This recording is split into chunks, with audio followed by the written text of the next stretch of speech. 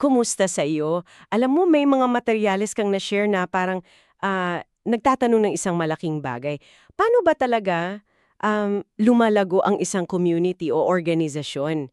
Hindi lang yung, alam mo na, parami lang ng parami ang tao. Pero yung parang naghahasik ka ng bago, nagpapadala, lumilikha pa ng iba pang katulad. Malalim to, kaya himay-himayin natin to, ano? Oo nga eh. Kasi yung mga sources mo, parang sinasabi na, teka muna, yung sukat natin ng success, baka di lang yung laki ng building o yung attendance. Baka yung tunay na sukat, nasa kakayahan nating magpadala ng tao, mga disipulo, mga leader, para sila naman yung magsimula ng bago. Oo, medyo radical nga pakinggan, 'di ba? Kasi parang kontra sa usual na iniisip natin eh. Pero ito raw yung model noon pa sa mga sinaunang komunidad. Tama. Actually, ang pinag-uusapan talaga dito ay isang malaking shift sa pag-iisip.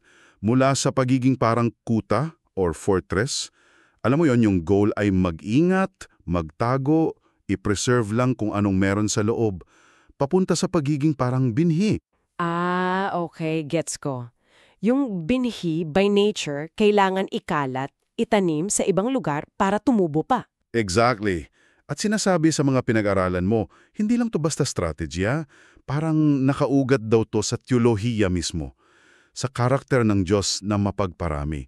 Mula pa sa Genesis, di ba? Magpakarami kayo. So kung hindi numero or building, ano ang tinitingnan? Ano yung metric kumbaga? Sabi nga sa materials mo, yung focus daw nasa pagpapahayo or pagpapadala. Nagustuhan ko yung analogy doon. Hindi siya pagkawala ng miyembro, kundi parang pagsilang. Parang magulang na pinalaki yung anak. Oo, Hindi para manatili lang sa tabi niya forever, kundi para humayo, bumuo ng sariling buhay. May kirot siguro pag umalis pero may saya rin. oo. At dyan pumapasok yung crucial na pagbabago sa identity, sa pagkakakilanlan.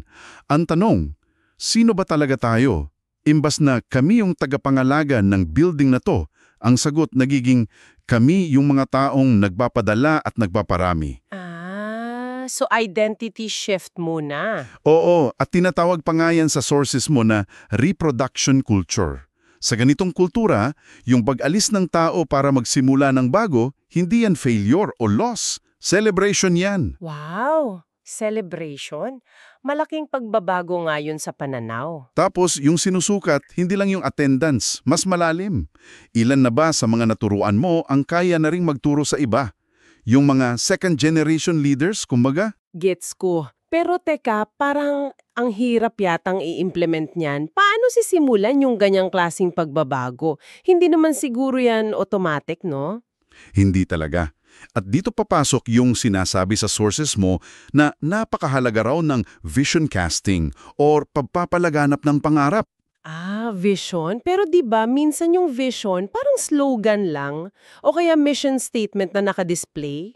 Well, yun nga yung dapat iwasan. Ang vision dito, hindi lang palamuti. Dapat tumutukoy sa kaibuturan ng grupo. Ito yung nagsasabi kung sino tayo dahil sa kung sino ang Diyos at ano ang mission niya. Dapat nakasentro sa Ebanghelyo, hindi lang sa galing sa management tactics. Ito yung nagbibigay ng energy sa community. Energy para saan? Paglabas at pagpaparami.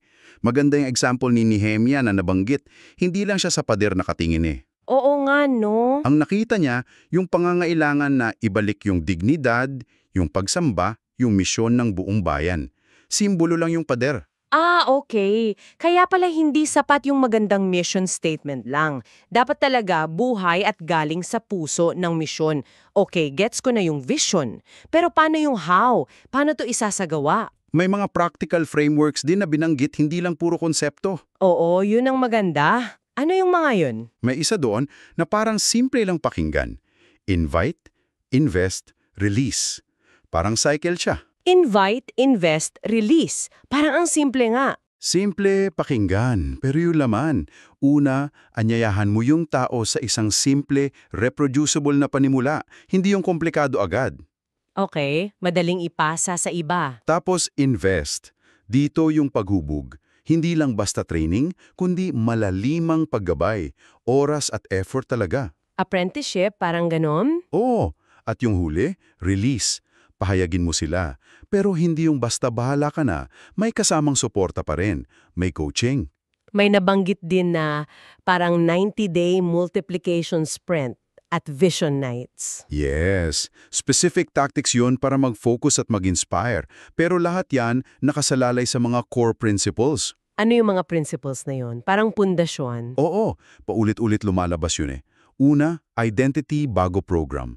Sino muna tayo bago ano ang gagawin natin? Okay, makes sense. Pangalawa, gospel-centered. Dapat hindi management-centered. Pangatlo, simple at reproducible yung mga methods. Hindi kailangan ng malaking budget or complex na sistema. Para kayang gawin ng ordinaryong tao. Tama. Pang-apat, apprenticeship over attendance. Mas mahalaga yung one-on-one na paghubog.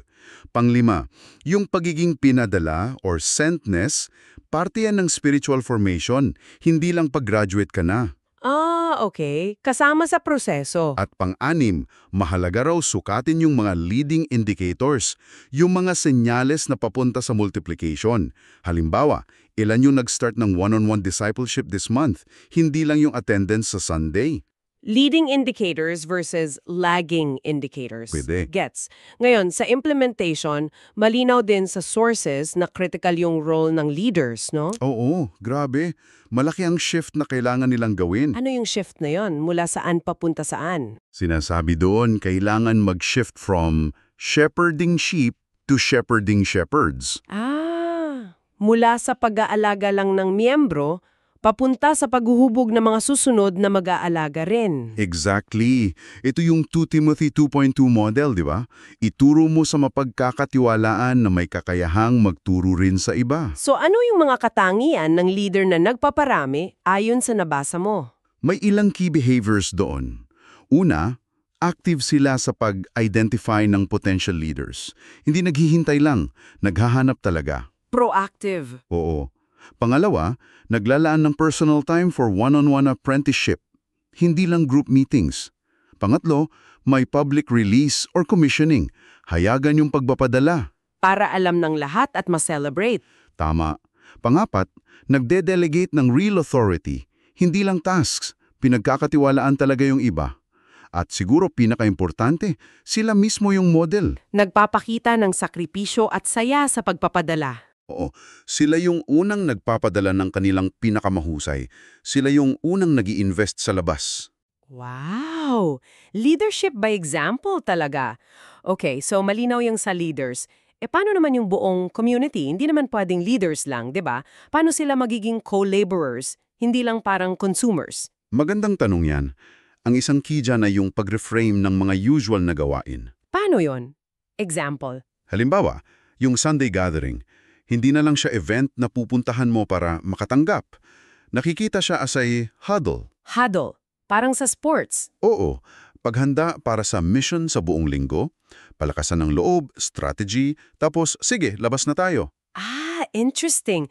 So nagbabago yung purpose ng pagtitipon. Nagiging aware din yung mga miyembro na yung workplace nila, yung neighborhood nila, yun yung mission field nila, hindi lang yung sa labas ng bansa. So nagiging mas natural at integrated sa buhay. Nagiging normal yung hospitality, yung pagbubukas ng tahanan, tapos yung mga micro-initiatives, mga maliliit na pagkukusa na miyembro mismo ang nagsisimula. Tulad nung kay Martha, yung panadero. Oo, ang ganda ng kwento niyo, no? Hindi lang siya nagtinda, yung mesa niya sa labas, naging community hub, kwentuhan, tulungan, hindi galing sa program ng church, galing sa puso niya. Tapos yung one-on-one discipleship ang nagiging primary vehicle for growth, hindi yung malalaking events lang. Exactly. At para maging culture to, kailangan ng paulit-ulit na communication, vision casting lagi, mga rituals na nagre-reinforce na to, at kwento. Powerful ang mga kwento. Stories of multiplication, stories of sending, stories of impact. Pati stories of learning from failure, kailangan yun. Pero alam mo, balik tayo doon sa practical side, mukhang nakakatakot talaga yung magpadala.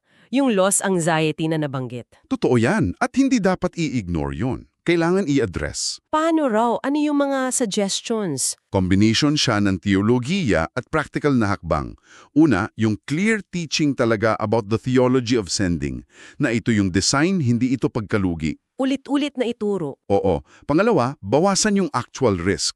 Magkaroon ng maayos na succession planning. Maglaan ng dedicated fund, yung sending reserve, hindi yung biglang kukuha sa operations budget. Okay, so may safety nets. Pangatlo, tulungan yung community na mag-grieve properly pag may umalis. Pero mas malakas yung celebration ng paghayo nila. Balance yun. Acknowledge the sadness but emphasize the mission. Pang-apat, maintain connection and support sa mga pinadala. Coaching, encouragement. Hindi yung out of sight, out of mind. At panglima, balik sa measurement. Sukatin yung reproduction, hindi lang yung retention. Ano ba yung talagang goal natin? Yon, kapag malinaw yung goal, mas madaling harapin yung takot. At bukod sa takot, yung isa pang emphasized ay yung patience. Kailangan daw ng mahabang pasensya, hindi instant noodles to. Ay, totoo yan. Parang pagtatanim nga eh. May panahon ng pagbungkal, pagtanim, pagdilig, pag-abang. Hindi pwedeng madaliin. Paano ibabalas yung urgency ng mission at yung patience sa process? Parang magkasalungat. Yun yung tension na kailangang i-manage ng leader. Sinasabi nga, yung leader daw ay parang scout at greenhouse steward at the same time. Scout at greenhouse steward. Paano yun? Scout kasi laging alert, laging naghahanap ng opportunity sa labas, may urgency. Greenhouse steward naman kasi matiyadang nag-aalaga sa mga punla, mga bagong leader, bagong initiatives, bago sila i-deploy sa mas challenging environment. Kailangan ng pasensya doon. Okay, nice analogy. Tapos may nabanggit din about 90-day pilots. Para saan yun? Para makapag-experiment nang hindi masyadang malaki yung risk agad. Subukan mo yung idea sa maliit na scale for 90 days. Tingnan mo kung anong matututunan, adjust, bago i-roll out ng malakihan. So, learning by doing pero controlled. Okay. Nabanggit mo rin yung celebration kanina. Bakit daw yun sobrang importante sa culture of multiplication bukod sa pag-address ng grief? Kasi yung celebration, lalo na sa maliliit na hakbang, yun yung nagfu-fuel ng momentum. Pinapakita nito na valued yung bawat step. Kahit maliit pa lang. Oo, kinikilala nito yung katapatan sa maliliit na bagay. Pampalakas ng loob yun, lalo na sa mga nagsisimula pa lang. At ginagawa nitong normal yung sumubok. Kahit magkamali. Oo, pati yung learning from failure pwede ring i-celebrate in a way. Okay, natuto tayo dito. May mga suggestions nga like public commissioning rituals, yung first step certificates na simple lang, yung starter supper para sa mga bagong team, mga maliliit na bagay na nagsasabing, okay yan, tuloy lang. So, ang daming layers pala nito. Hindi lang basta strategy. Talagang culture change. Ngayon, kung i-wrap up natin, para lang ba talaga to sa mga churches or religious groups? Alam mo kahit yung examples madalas galing doon, yung principles parang ang laki ng application sa iba't ibang larangan, ano? Sa tingin mo, paano? Isipin mo, pagpaparami ng leader, imbes na talent hoarding. Sa negosyo, pwede yun. Pag-shift from maintenance to mission. Sa non-profits, sobrang relevant yun. Oo nga, no? Pag-invest sa PAO via apprenticeship, sa education, sa corporate training. Pagiging outward-focused, kahit anong community na gustong magka-impact. So, pwede sa business, sa NGO, sa campus ministry. Oo. Ang tanong lang siguro para sa kahit anong grupo ay, yung ginagawa ba natin ngayon, kaya bang kopyahin at ipasa sa iba para sila naman ang makapagsimula ng kanila? Reproducible ba tayo? Yun pala yung ultimate test, reproducibility. Grabe, ang dami nating na-unpack mula sa mga sources mo tungkol dito sa pagyakap sa kultura ng pagpaparami, mula sa pagbabago ng definition ng success, sa vision, sa practical steps, sa leadership, sa community mindset, sa pagharap sa takot, sa patience, sa celebration. Siguro, kung may isang idea na maiiwan, ito yon. Yung tunay na paglago, hindi lang paglaki, paloob. Pagyabong palabas yon. At nangangailangan nyo ng tiwala. Tiwala na kapag nagbibigay tayo ng tao, oras, resources para sa mission na mas malaki sa atin, may Diyos na siyang nagpaparami nito. Higit pa sa kaya nating sukatin. Ang ganda nun. At para sa iyo na sumama sa amin sa usapang ito, iiwan namin sa iyo ang tanong na ito. Sa sarili mong konteksto, Sa trabaho mo, sa community, sa pamilya, ano kaya yung isang bagay na kasalukuyang mong mini-maintain lang? Na baka panahon nang iisip kung paano ito i-multiply. Ano yung isang maliit na binhi, isang idea, isang relationship, isang simpleng initiative na pwede mong itanim ngayon na baka magbunga ng higit pa sa inaakala mo? Pag-isipan mo yan hanggang sa susunod nating paghimay-himay.